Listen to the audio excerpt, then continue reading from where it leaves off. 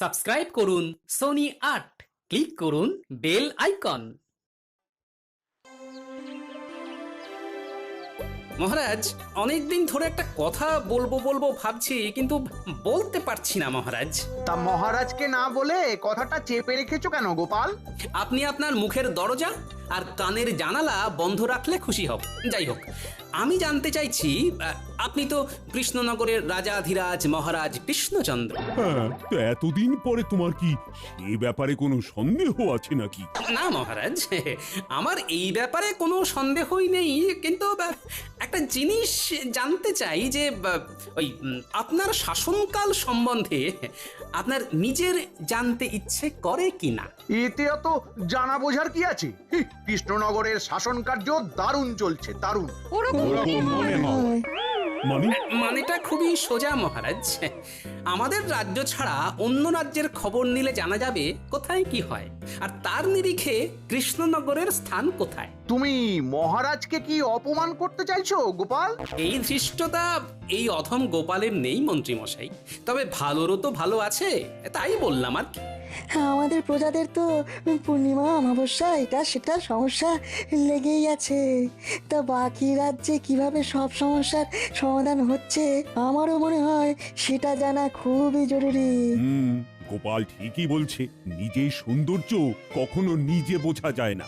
বাইরের একটা দ্বিতীয় বা তৃতীয় ব্যক্তি যদি সুন্দর বলে তবেই আসল সুন্দর। এই তো মহারাজ, আপনার একদম খোলতাই মাথা। কি সুন্দর আমি চট করে বললাম আর আপনি ছট করে বুঝে গেলেন। শোনো গোপাল, কোথায় কেমন রাজ্য পরিচালনা হচ্ছে সেই ব্যাপারে তোমাদের খোঁজ খবর নিতে হবে। যদি কোথাও থেকে ভালো কোনো বুদ্ধি পাওয়া যায় যা আমাদের রাজ্যের কল্যাণে কাজে লাগানো যাবে, তাহলে আমরা সেটা কাজে লাগাবো। হ্যাঁ মহারাজ, এটাই আমি বলতে চাইছিলাম আর কি। শোনো, তাহলে তোমার নেতৃত্বে একটা উচ্চ পর্যায়ের প্রতিনিধি দল বিভিন্ন রাজ্যের বিভিন্ন জায়গায় যাবে আর আমাকে সে খবর দেবে। না না, এসব উচিত নয়। এত তুলনা করে সময় নষ্ট করার কোনো মানেই হয় না। তুমি শুধু নামেই মন্ত্রী হয়েছ। শোনো, রাজ্য পরিচালনা করা একটা শিল্প, বুঝলে গোপাল? মন্ত্রী কথা বাদ দাও তো। মহারাজ, গোপালকে তোল্লাই দিয়ে এই কাজটা কিন্তু আপনি একদম ভালো করলেন না। মন্ত্রী মশাইয়ের সব কিছুতেই বাধা। মন্ত্রীর তো বাধা লগ্ন, বিপত্তি তিথিতে জন্ম, তাই এরকম করছেন। শুভ কাজে দেরি করতে নেই গোপাল। সকল রাজসভাসদ আজকে বিকেলেই রাজবাড়ির মাঠে উপস্থিত থাকবে। তোমাদের যাত্রা তখনই শুরু হবে, আর কে কি দায়িত্ব নেবে সব আমি তখনই বুঝিয়ে দেব। যথা আজ্ঞা মহারাজ। হ্যাঁ, আজকে রাজসভা তাহলে এখানে শেষ হলো। গুঞ্জি, আর কষ্ট করতে হবে না, বুঝলে? সব ব্যবস্থা হয়ে গেছে। তুমি তুমি শুধু আমার জামা কাপড় আর কিছু শুকনো খাবার দাবার খেয়ে উঠে গুছিয়ে রেখো। হ্যাঁ, এ কি মহারাজ মাইনে বাড়াবেন না ভ্রমণে নিয়ে যাবে না? না, ভ্রমণ করবো তো আমরা। আমি একটা জব্বর দায়িত্ব পেয়েছি, বুঝলে?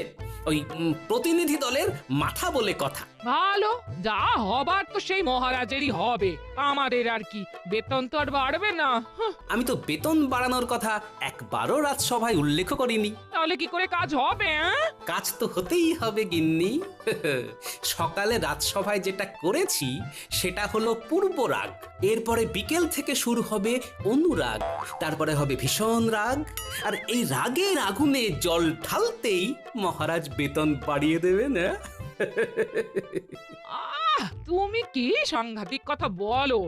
আমি তার মাথা মুন্ডু কিছুই বুঝতে পারি না। এখন কিচ্ছু বুঝতে হবে না গিন্নি। আগে মহারাজের প্রতিনিধি হয়ে ঘুরে বেড়ানোর মজাটা আচ্ছা করে নেব, তারপর ধীরে ধীরে আসল কাজ সারবো। ভালো।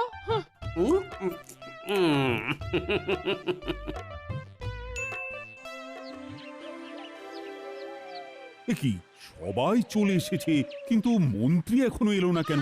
আমার মনে হয় মহারাজ এই প্রতিনিধি দলের মাথা গোপালকে করেছেন বলে মন্ত্রী মশাইয়ের অভিমান হয়েছে। এসব ঠুনকো অভিমানের কারণ তো আমি কিছুই বুঝি না। ওই তো আমাদের মন্ত্রী মশাইয়ের ডান হাত চলে এসেছে। মন্ত্রীমশাই খুব অসুস্থ। দুমদাম শরীর খারাপ হয়ে গেল। আচ্ছা, এত অসুস্থ হলে কি করে হবে? এরপরে যখন অন্য রাজ্যের খবর কানে আসবে তখন তো মাথা ভোঁ ভোঁ করবে। সেসব কিছু জানি না মহারাজ, যাই হোক নাম।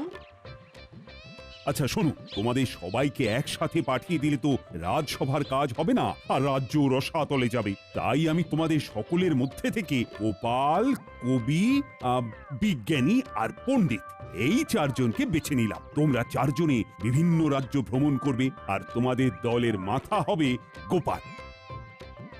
গোপাল দেখবে মূলত অন্য সংস্থানের ব্যাপার, সভাকবি দেখবে বস্ত্র, বিজ্ঞানীর দায়িত্বে থাকবে বাসস্থান এবং পণ্ডিতের দায়িত্বে থাকবে শিক্ষা। তোমরা অন্তত দুটো প্রতিবেশী রাজ্য ঘুরে 15 দিনের মধ্যে কৃষ্ণনগরে ফিরে আসার চেষ্টা করবে।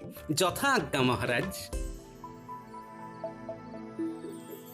আপনার মাথায় ওটা কি? ওরে ওরে জলপট্টি রে জলপট্টি। ইহ, আমার এখন উচ্চ রক্তচাপ, সারা মাথা টনটন করছে, ঝনঝন করছে। এত চিন্তা করলে তো আপনার জ্বর চলে আসবে। আরে জ্বর যাতে না আসে সেই জন্যই তো আগে থেকে মাথায় জলপট্টি দিয়ে রেখেছি। কিন্তু আপনি এত চিন্তা করছেন কেন? অন্য রাজ্যের রাজ পরিচালনা কেমন হচ্ছে সেসব দেখার দায়িত্ব তো গোপালের কাঁধে। আপনি আপনার ঘাট থেকে চিন্তার ভূত ঝেড়ে ফেলুন। উফ, সে কি এত সহজে ঝেড়ে ফেলা যায়? গোপাল আর ওর দলবল 15 দিন ধরে অন্য রাজ্যে গিয়ে কি যে করবে তা কে জানে। ওখানে কিছু ভালো দেখলেই আমাদের রাজ্যের সাথে তুলনা করবে। আর সেই তুলনায় যদি অন্য রাজ্য ভালো প্রমাণিত হয় তাহলে তো মহারাজ আপনাকে তুলোধনা করবে। ওরে ওরে, সেটাই তো চিন্তার বিষয়। আমি এই রাজ্যের মন্ত্রী বলে কথা, কোনো সমস্যা খুঁজে পেলেই সব দোষ এই মন্ত্রীর মাথায় এসে পড়বে। উফ।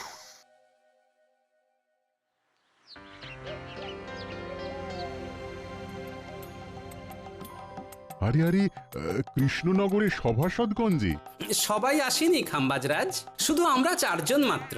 আমি, সভাকবি, বিজ্ঞানী আর পণ্ডিত। তা বিনা নিমন্ত্রণে হঠাৎ করে হাজির, কোনো কারণ আছে বুঝি?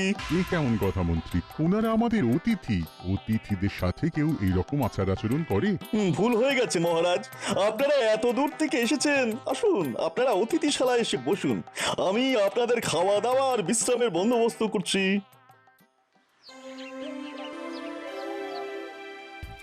কি গোপাল, দুপুরে আমাদের খাওয়া তো কখন হয়ে গেছে, কিন্তু তুমি এখনো খাচ্ছ? আর বলো না বিজ্ঞানী, ওই পোলাওয়ের সাথে মাংসের ঝোলটা যা বানিয়েছে না, আমি লোভ সামলাতে পারিনি, তাই খাম্বাজরাজের রাধুনির কাছ থেকে একটু চেয়ে আনলাম আর কি। বিকেলে তো আবার মুড়ি তেলে ভাজা খেতে দেবে বললো। সেটাও হজম করে নেব। খাচ্ছে গোপাল, দাচ্ছে গোপাল, বাড়ছে তাহারে ভুঁড়ি, এখনো খাচ্ছে মাংস পোলাও, বিকেলে খাবে মুড়ি। কি গোপাল, তোমাদের যত্ন আত্মীর কোনো ত্রুটি হয়নি তো? না না খাম্বাজরাজ, কি যে বলেন। যাই হোক, আসার পর থেকে আপনার সাথে অনেক কথাই হয়েছে, কিন্তু জরুরি কথাটাই হয়নি। হ্যাঁ বলো গোপাল। আমার মনে হয় ওই আলোচনাটা একটু বাইরে হাঁটতে হাঁটতে করলে ভালো হয়। এত খাওয়া দাওয়া হচ্ছে, খাবারটাও হজম হয়ে যাবে আর কি। হ্যাঁ তাহলে তাই চলো, এই তোমরাও সবাই এসো। যত্র হটন্তি তত্র ভুঁড়ি কমন্তি। আমরা আসলে ওই মহারাজ কৃষ্ণচন্দ্রের প্রতিনিধি হিসেবে এখন বেশ কিছু রাজ্য ভ্রমণে বেরিয়েছি। বাহ, বেশ ভালো। মাঝে মাঝে এরকম ঘুরতে যাওয়া শরীর আর মনের জন্য খুবই ভালো। মহারাজের জয় হোক। মহারাজ, এই নিন আপনার দুপুরের শরবত, আপনি তো না খেয়েই বেরিয়ে পড়েছেন। কই দেখি দেখি। বাহ, বেশ মিষ্টি আছে, এই নিন। কি গোপাল, তুমি আমার শরবত খেয়ে নিলে কেন? পুরোটা খাইনি তো কাম্বাজরাজ, শুধু দেখে নিলাম মিষ্টি না টক। গোপাল, তুমি কিন্তু খুব দুষ্টু হয়েছো। কোনো ব্যাপার না, আমি আবার শরবত করে আনছি। থাক, আর লাগবে না।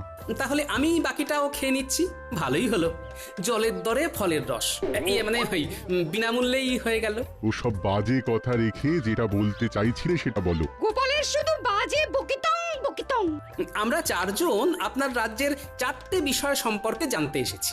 আমি অন্ন, বিজ্ঞানী বাসস্থান, সভাকবি বস্ত্র, আর পণ্ডিত শিক্ষা সম্পর্কে জানবো। ও এই ব্যাপার, তা এই ব্যাপারে যে বা যারা তোমাদের সহযোগিতা করবে তাদের সাথে কথা বলিয়ে দেব। উফ, তাহলে তো ভালোই হয়। আচ্ছা চাষি ভাই, তোমাদের এবারে ফলন কেমন হয়েছে? কি বলবো বলো, আমাদের জমিতে খুব একটা ফলন হয় না। যা হয় তাতে নিজেদের সংসারে দুবেলা দুমুঠো খেয়ে পরে বাঁচতে পারি আর কি। আর তোমাদের রাজাকে খাজনা দিতে হয় না? না, খাজনা নিয়ে জোরাজুরি করেন না উনি। সে কি গো?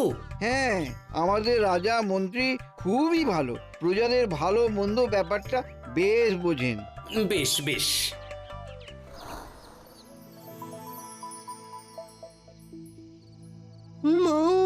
তোমরা কত শাড়ি বুনছো গো? শাড়ির তেমন বিক্রি নেই গো, আগে তো লোকজন খেয়ে পরে বাঁচবে। তাহলে কি করো তোমরা? সংসার কি করে চলে?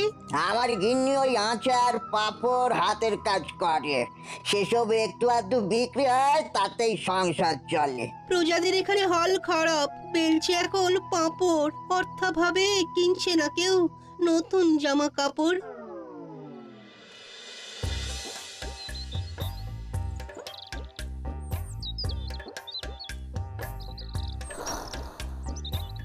আচ্ছা, সেই জন্যে খাম্বাজ রাজ্যে নতুন বাড়িঘর হচ্ছে না।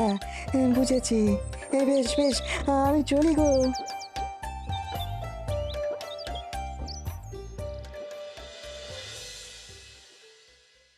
আমি কিছু বলবো না, আগে তোমরা সবাই বলো লোকজনের সাথে কথা বলে কি বুঝলে। আমি বলছি, এই রাজ্যে প্রজাদের তেমন রোজগার নেই, কিন্তু সবাই বেশ হাসি খুশি আছে। কারো কাছ থেকে খাজনা নেওয়ার জোড়াজুড়ি নেই। আমাদের কৃষ্ণনগর সব দিক থেকে অনেক এগিয়ে। হ্যাঁ হ্যাঁ, রাত হতে চললো, চলুন আপনারা সবাই নৈশ ভোজন করবেন, চলুন। হ্যাঁ, তা যাচ্ছি, কিন্তু একটা কথা বলো তো, তোমাদের রাজা তোমাদের ঠিক মতো বেতনপত্র দেন? হ্যাঁ দেন তো, আমার দেশের বাড়ি তো অনেক দূর, তাই ভেবেছিলাম এই চাকরিটা আমি ছেড়ে দেব। তখন তিনি বললেন এই রাজ্যেই মা বাবা স্ত্রী সন্তানকে নিয়ে আসতে, আমিও নিয়ে এলাম। ও মা, দেশ না হয় ছাড়লে, কিন্তু থাকছো কোথায়? ওই তো মহারাজ আমাদের জন্য একটা পাকা বাড়ি বানিয়ে দিলেন। মহারাজ এদিকে খুব ভালো, সবার প্রত্যেক বছর বেতন বাড়ে। বাহ, চলো।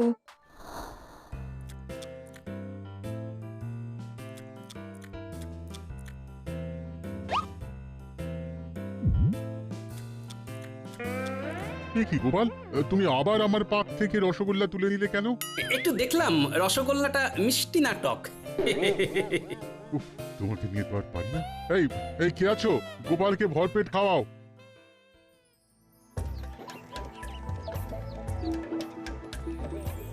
এবার আমরা বর্ধমান রাজ্যে যাব। তারপরে আরো যদি সময় থাকে তাহলে আরো বেশ কিছু রাজ্য ঘুরে দেখব।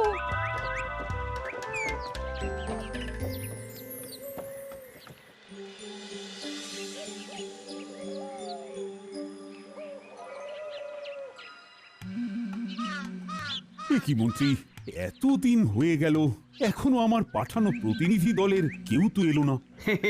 দলের মাথা যদি গোপালকে করেন তাহলে তো আপনার কপাল খারাপ হবেই।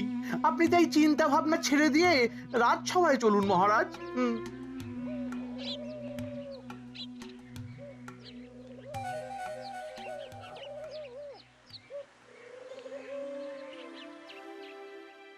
এত ভাববেন না মহারাজ, ওনারা নিশ্চয়ই খুব তাড়াতাড়ি চলে আসবেন। এই তো মহারাজ চলে এসেছি। আর অপেক্ষা করতে হবে না মহারাজ। আমাদের রাজ্য ভ্রমণ সম্পূর্ণ। হ্যাঁ, তা তোমরা সবাই কেমন কি দেখলে শুনলে সেটা বলো। মহারাজ, রাজস্ব আদায়ের দিক থেকে সব রাজ্যের থেকে এগিয়ে কৃষ্ণনগর। বাহ বাহ বাহ, সে তো ভালো কথা। তার মানে আমাদের রাজ্য প্রগতির দিকে আছে। কিন্তু মহারাজ, আয় কম হওয়া সত্ত্বেও অন্যান্য রাজ্য যখন রাজকর্মচারীদের বেতনের সঙ্গে মোটা ভাতা দিচ্ছে, তখন কৃষ্ণচন্দ্রের সভাসদরা ঘটি ঠুকবে কেন? কাজ না করে খালি বেতন বেতন করলে চলবে? অন্য রাজ্যের রোজগার কম, সভাসদের বেতন বেশি, আমাদের এখানে কম বেতনেই থাকতে হবে খুশি। আমার আর আজকে কিছু ভালো লাগছে না। যা কথা হবে আগামীকাল। তোমরা যে যার বাড়ি চলে যাও, আগামীকাল এই নিয়ে কথা হবে। মহারাজ আজকে কিন্তু একটা হেস্তনেস্ত করতেই হবে, আমি বলবো না। মহারাজ, খাম্বাজ রাজ্যে, বর্ধমান রাজ্যে আমাদের মতন শিক্ষার সুব্যবস্থা নেই। থাকলেও পাঠশালায় ছেলে পুলে আসে না। আমার যদি বেতন না বাড়ে তাহলে আমি কি করে পড়ানোর অনুপ্রেরণা পাবো? ওমা, এক অবস্থা তাঁত শিল্পেও মহারাজ। এখন তাঁতিরা পাঁপড় বেলছে, আর আমাদের সভাসদরাই যদি ভালো কাপড় জামা না পরে তাহলে তো একই অবস্থা আমাদের রাজ্যেও হবে। মাইনেটা বাড়ান না। হ্যাঁ মহারাজ। ওরা সবাই সত্যি বলছেন। আর কতদিন পুরানো বেতনে কাজ করব? বাজারের পচা শাক সবজি আর মাছ খেয়ে থাকবো নাকি? সেসব খেয়ে রোগ হলে আবার পাচনের খরচ। আচ্ছা দেখছি। উফ, অমন্ত্রী, আমাদের কোষাগারের কি অবস্থা? মহারাজ, কোষাগারের যা অবস্থা তাতে বেতন বাড়াতে গেলে প্রজা কল্যাণমূলক কাজ সব বন্ধ হয়ে যাবে মহারাজ। ও বাবা, তাহলে তো বেতন বাড়ানো যাবে না। রাখুন তো মন্ত্রীর কথা।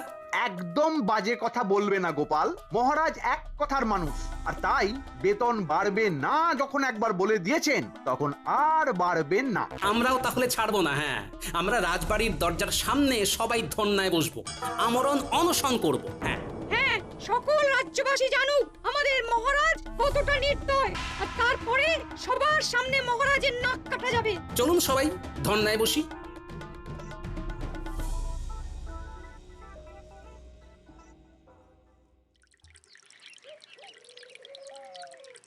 আমাদের দাবি মানতে হবে, আমাদের বেতন বাড়াতে হবে, আমাদের দাবি মানতে হবে, আমাদের বেতন বাড়াতে হবে, বাড়াতে হবে। ন্যায্য ভাতা দিতে হবে, নইলে আমরা আমরণ অনশন করব। দিতে হবে, দিতে হবে, দিতে হবে, দিতে হবে। আমার কিন্তু খুব চিন্তা হচ্ছে মন্ত্রী, এরকম সব রাজসভাসদ যদি ধর্নায় বসে থাকে তাহলে তো রাজ্য লাটে উঠবে। মহারাজ, আপনি নিজেই নিজের বিপদ ডেকে এনেছেন। গোপালকে আর 5টা রাজ্যের খোঁজ নিতে বলেই এই রকম দাবি করার সুযোগ করে দিয়েছেন। ঠিকই বলেছো মন্ত্রী।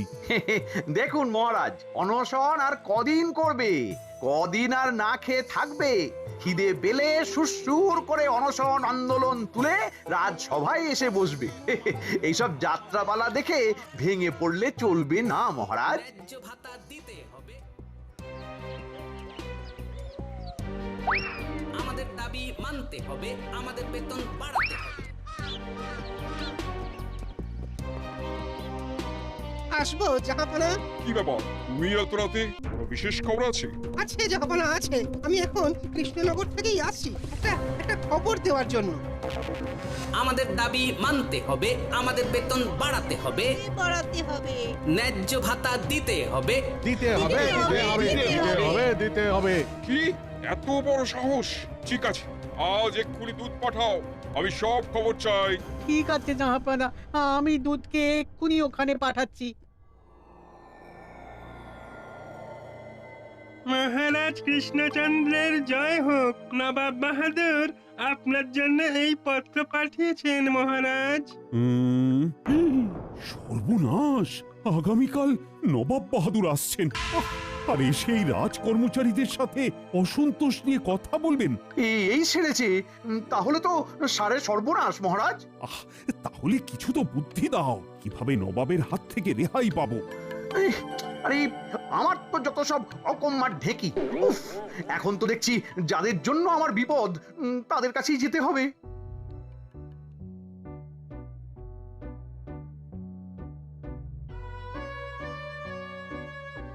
মানতে হবে, মানতে হবে। ও গোপাল, তোমাদের এই ধর্ণা আন্দোলন বন্ধ করো। এই খবর নবাবের কাছে চলে গেছে। উনি আগামীকাল সশরীরে এসে যদি এসব দেখেন তাহলে আপনার গদি নড়ে যাবে, তাই তো? কিন্তু আমরা আমাদের আন্দোলন চালাবো, দাবি না মেটা অবধি চলছে, চলবে। না না না না, এরকম করো না। কিছু একটা উপায় তো বলো, নইলে আমার গদি ডুবে গেলে তো নবাবও যে তোমাদের মোটা বেতন দেবেন তার কোনো ভরসা নেই। ঠিক আছে, এত করে যখন বলছেন তখন আমার একটা উপায় আছে। কি উপায়?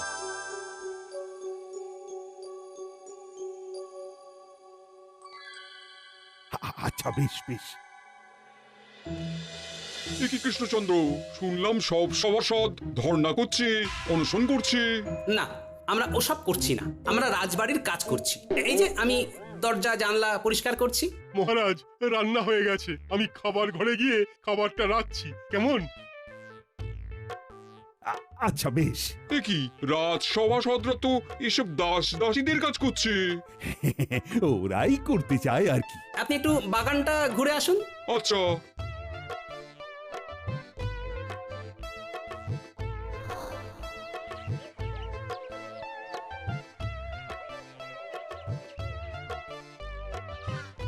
এখন আমি রোদে দাঁড়িয়ে দিচ্ছি গাছে জল, কদিন পরে আসবে গাছে মিষ্টি মিষ্টি ফল। কি কাণ্ড! জাহাপনা, কোনো কাজই ছোট নয়। বেতন বা ভাতা উপযুক্ত হারে না পেয়ে আমরা বাধ্য হয়ে এমন এমন কাজ করছি, এতে রোজগারটা যা একটু বাড়ে। এই যা, গোপাল হাটে হাঁড়ি ভেঙে দিল। এইভাবে সভাসদদের যদি কাজ করে খেতে হয় তবে রাজ্যের কাজ হবে কি করে?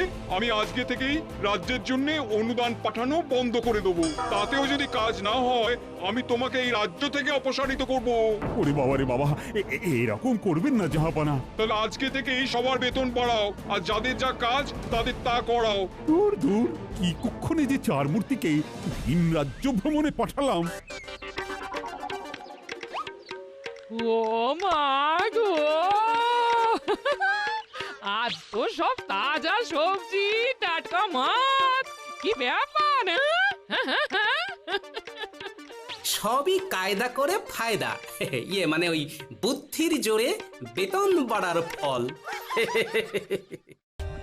For more updates, subscribe to our channel, click the show links and enjoy watching the videos.